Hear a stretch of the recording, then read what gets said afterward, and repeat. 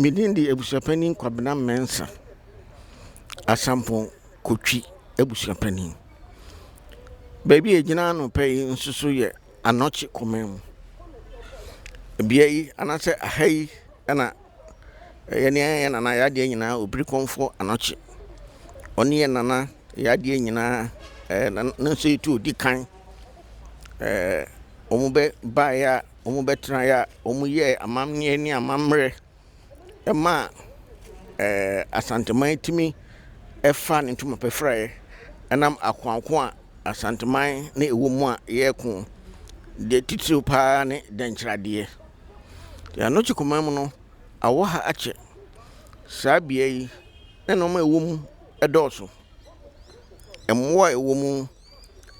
nsenkyerene a opani okonfanakye oyeye animu nyama bebre na doso madawroma okonfanakye ne ba kura no aha na oda ama emre no so ya na osie no okonfo ye nsenkyerene nkonya ama nsuruma kura firi yom besi so ana esi yawam hono ma bebre sese nsuruma na ewo ho na sede enoma esi ko ha no bambo bia ni ha tititi na bepim ne ama asase a na ye about answer ni kese be se eka be nwotwe no se di aka enru eka mienu pepepe kra enam se ya titi ho asisi adan abobobo mpata ase no ma bebre wum na eno no ene yegina so ekosre yewura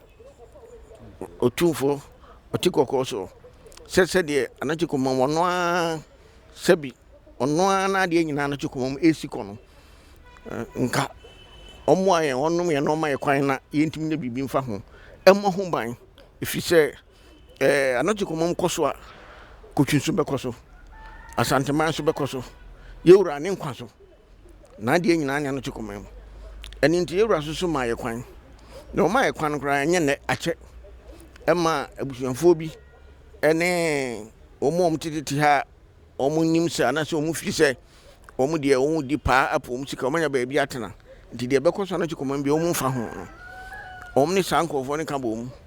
eyese momma ye kwan ne anya adwuma na omu di ntokwa ginam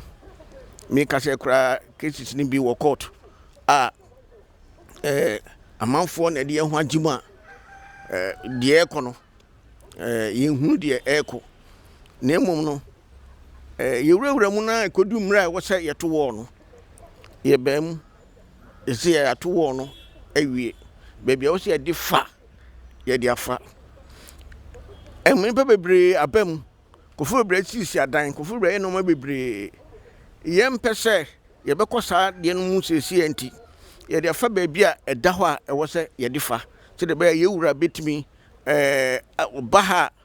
na se omutwadwira no obaha obehu se sebi aha e kama if se no man na ekoso ha no sebi no man na ekoso ha no sebi na nyefe na etan na woti ha na wokase ofiri Kotwi na Kotwi so no an Anokye Komamu na ho ode ni tumi ni bibia na Anokye Komamu sai ye wuradia na ode amaye se ye nhwe so man na se ye gyae man protete essay ama ebedum remi no Anokye Komamu kura no ebi nka uba Kotwi ohun te bia de Anokye Komamu tina ye koya na se ye bai wo no a ya to awie no sese no wo mo ti hu nyina no edi dwa no ene wo de container sasa mo nyina no insuo no to a insuo no nyina tini begu wo no chi ebegu wo na se ai bebu no ebinum sususu eja wo nan a ebepim no mu da ho ye edi ene a ne akikire na ye beto afa wo no susu aba betum eno ma ekoso no enye ebi afesusu ewo se ya to gate no susu ye ntimi nto wabra container bi bebre sisi ho enu nti se mo ba na mo ba na se ne ye ne mo kasa ne ya kire ma container no ba bia dinu se wo se o mu firi ho ne ye ho yie na yetimi bo Anokye Komamu ho ban na ade e wo mu nti a ma ye be ya Anokye Komamu no ewie peye enti me Abusuapanin Kwabena Mensa me gina tumi a yewura e de ama me na mama omo ti ho no containers for no any encroachment bi o ma ya yeso omo free ho no omo free ho na me gina so ewo tumi a yewurade ama me na yenia so yenia mia me nua nyina ma de nyina ohene ba sampohen enso de ama yen ka kire container for ne omo a omo aye structures wo animu se omo nyina no ye ma omo efri nen kopem adwada omo free ho tanya sa tumi a yewurade ama yen ni tumi a yenia ohene ba sampohen so de ama yen ye begina so ne yi omo free ho efri se nanu de ya mo omo bebre ache nye ne wodi notice bro ma ne ato atwene ne aka kire okra se tumi bia ni krom ha be ma bia ni ahimfia wo be bia ni krom ha oba ne aka kire se yenko oba na yakofa mpanifo bi ne de wurawuram oba na ya busuafo na nkasa be fa kire no ma ba gisika na bibia ye basa na dwuma ye ne sese de ye mpini mu obi anse no wo se Anokye Komamu anim eda ho na bibia ye ne ho bia ye ema ho ye fefefefe ye wuraba na ho empo sa akonya na edi si ho a na edi si ho se ye ama akonya no soso bibia ba beda ho no Anokye Komamu ha no eye yewurade a yewura santene sebio ni tumi ewo ha na hoden wo ha ye nana obiri konfa Anokye ni tumi wo ha na hoden wo ha enu nti efi ni buro ni no mo yegu ha no ebetimi ni nsusaso na di nsusaso bone so men kakra se betimi edi nsusaso bone ebeba omo ye sade no empo kopim omo nchirima so na ye mpese eto so edunti ana ye sere omu ne ye saka kire omu se emredu do nyina edi ama omu nyina no ache busumbe ba ko mienu ntam kra ye hye wali ase ye mfre omu kra na omu kasa ye no eburu enan omu kwa omu so omu ba omu kwa omu so mate ye tiewu ye beba ye be ka kire we ye be ka kire asomasi ye be ka kire asomasi de ye kan se ye mpese nsusaso bia ba omu so if nsusaso de omu ye den a wona wo di habro